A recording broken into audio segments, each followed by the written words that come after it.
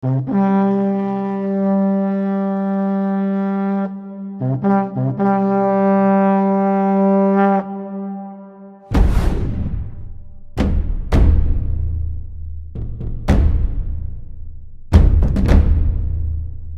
kita nyo naman siguro sa pawis at hingal ko, medyo mataas nga talaga itong lugar na to. At mula dito sa viewing deck, kitang-kita naman natin na napakataas na ng pwesto natin ngayon. Kung mapapansin nyo, eto napakataas na bundok na tinatawag na Mount Cristobal.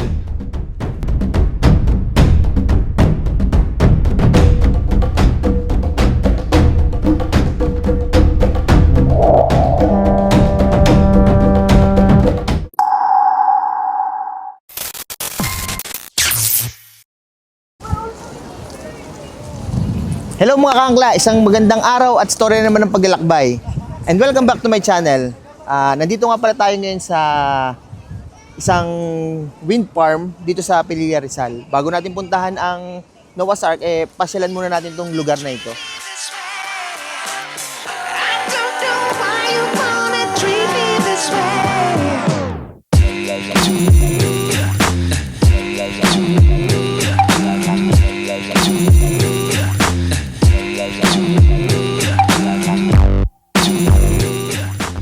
Itong wind farm na ito ay isang proyekto ng gobyerno para makaiwas tayo sa paggamit ng fossil fuel. So, kung makikita natin dito, yung panoramic view ng Laguna Lake at ng Talim Island. Itong wind farm na ito ay na-establish ito noong 2015 at meron itong 27 na turbines na makikita dito sa kabundukan ng Pililla, Rizal. Itong windmill na ito pala non-stop ang pag-ikot. Conforme na lang kung magkakaroon siya ng maintenance at kung malakas ang hangin or mahina. So kung mahina ang hangin medyo mag-i-stop yung pag-ikot ng mga LEC. So ayan, papunta na tayo ngayon sa ating destination. So mula dito sa Rizal babiyahe tayo papunta sa isa pang probinsya dito sa Calabarzon. So pupunta natin yung lugar na yun na merong struktura na hugis barko na itinayo sa tuktok ng burol. What keeps you up at night, yeah? Make all the demons quiet, yeah. We were built to thrive, yeah. I think that we've all had enough, yeah. I think that we've all had enough. Sick of dealing with the old plan. They know that we're calling it wrong. You got me like, oh yeah. I think that we've all had enough. Sick of dealing with the old plan. They know that we're calling it wrong. So ayan, nandito na tayo ngayon sa Magdalena, Mayhay Road. So napakaganda ng vibes, parang probinsyang-probinsya itong dinadaanan natin. Napakaganda ng palayan. So meron na lang naman tayong 34 kilometers or 1 hour and 15 minutes bago natin marating yung ating destination.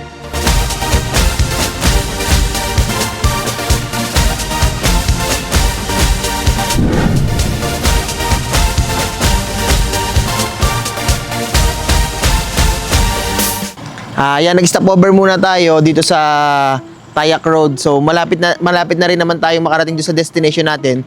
2 kilometers na lang. And gusto ko din i-share kung gaano kaganda tong dinaanan natin ng lugar na to, na para tayong dumaan sa tunnel ng mga puno.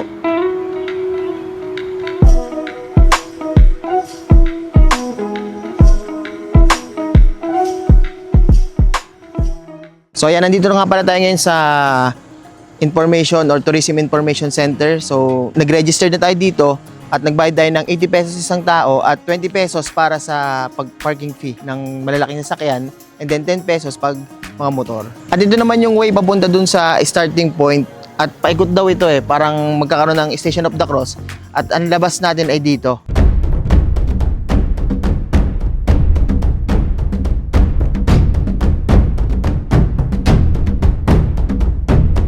Ito na yung hagdan paakyat sa Noah's Ark. Pero kung susuma total mo yung mga hakbang paakyat doon, meron lamang naman itong 930 steps. 3 beses ang taas kumpara sa kamay ni Jesus. So tara, puntahan na natin. Ayan, may mga nakasabay pala tayo. Sila naman ay pababa, kami ay pataas.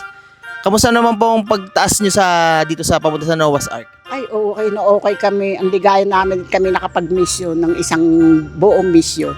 na tuwing as Wednesday, nagwimisyo kami dito taon-taon, dito sa Tayak. Napagod po ba kayo pag-akyat? Totoo. Hindi ako'y may hika eh. Yan, mga yan pagod din. Ayan, marami pa ako kasama din. Ayun, si Rose. Mga tiga saan po kayo, ma'am? San Pablo, San Pablo lang. taga Palakpakin, Santo Cristo, may malamig. Kami mga samahan. Baka may gusto po kayong batiin. Ayan. Pitaka family, Espina family, Aliban family, o sino pa. Sa kamag-anak Dali ka ko po. din eh. Shout out po sa Aliban family. Sige, maraming salamat po. Nice to meet you po. Thank you.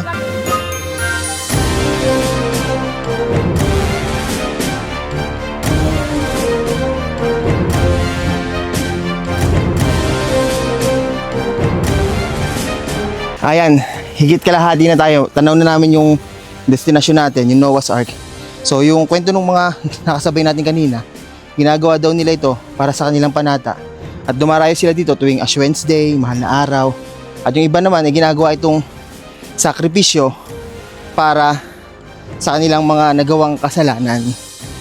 So kumbaga nagke-cleansing sila pag umakyat dito. So kita nyo naman siguro sa pawis at hingal ko, medyo mataas nga talaga itong lugar na to. So pag napagod pala kayo, meron pala ditong resting area.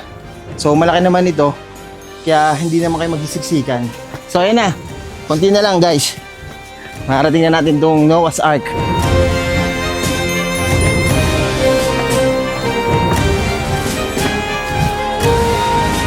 Ayan.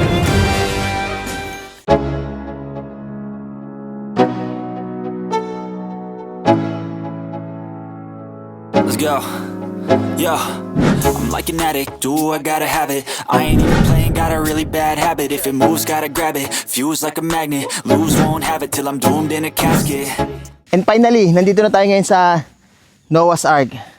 So after ng 930 steps, ay narating na rin natin itong tuktok ng burol na ito.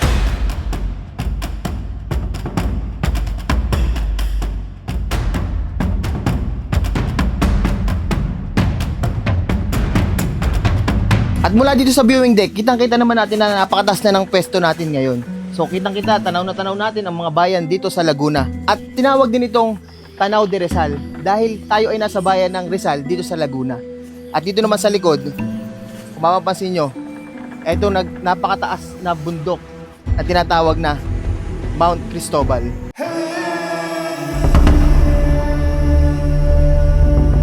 Itong Tayak Hill ay tinatayang 600 hectares protected forest. At according sa history, ito raw Tayak Hill ay naging headquarters ng mga guerrilla dahil sa kanilang pakikipaglaban noon sa mga Hapon para sa kalayaan ng lugar na ito. Ito ring lugar na ito ay isang pilgrimage site. Talagang dinarayo rin ito ng mga deboto tuwing Holy Week. At dito sa lugar na ito, dinaraos ang misa tuwing Easter Sunday.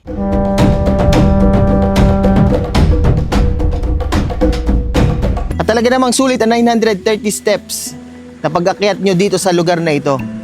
Dahil napaka-peaceful at napakaganda nitong mga tanawin na ito. Talagang nakaka-relax sa mata. Sana nag-enjoy at nag-benefits kayo sa vlog na ito. So paano, hanggang dito na lang. This is Ken Barry Travel Stories. See you sa next vlog. Thank you! They tell me that I'm never gonna make it. They want me to do something that could make sense.